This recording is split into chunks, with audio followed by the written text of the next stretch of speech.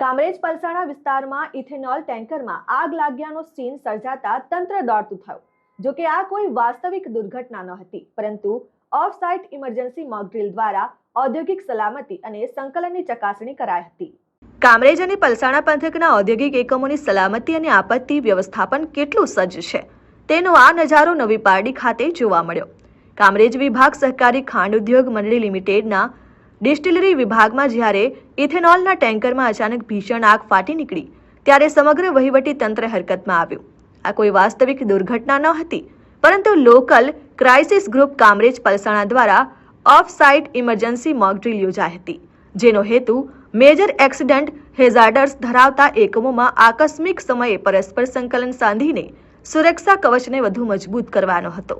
ઘટનાની વિગત મુજબ સવારે 11 વાગે ઇથેનોલ ફિલિંગ દરમિયાન અચાનક આગ લાગતા ટેન્કર અને પ્લાન્ટ તેની ચપેટમાં આવી જાય છે। ફેક્ટરીની આંતરિક સેફટી ટીમ દ્વારા અથાગ પ્રયત્નો છતાં સ્થિતિ કાબુ બહાર જણાતા તાત્કાલિક ઓફ સાઇટ ઇમરજન્સી જાહેર કરવામાં આવી।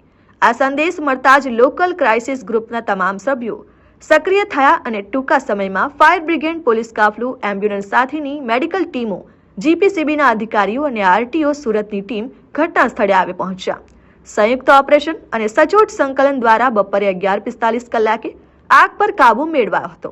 આ સમગ્ર કવાયતનું નેતૃત્વ કામરેજના નાયબ કલેક્ટર અને એસડીએમ શ્રી વીકે પીપલિયા, મામલતદાર આરએસ ઠાકોર અને એમવી પટેલ દ્વારા કરવામાં આવ્યું।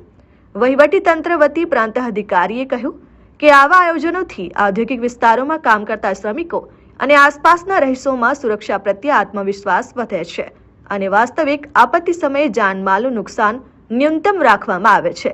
ત્વરિત કાર્ય કરવાની ક્ષમતા કેટલી છે તે પણ ખ્યાલ આવે છે।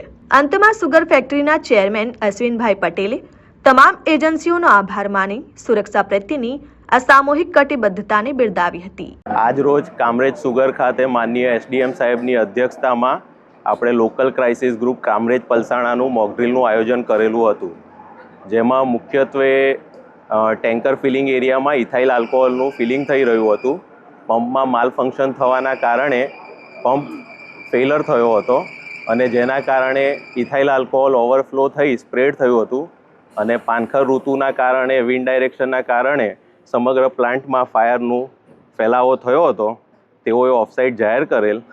લોકલ એડમિનિસ્ટ્રેશન તંત્ર તરફથી ફાયર બ્રિગેડ, મામલતદાર સાહેબો, પીઆઈ સાહેબો બધાએ સારી એવી વ્યવસ્થા કરીને, કંટ્રોલ કરીને ખૂબ જ ઝડપથી તેને ઓલવી દીધું છે।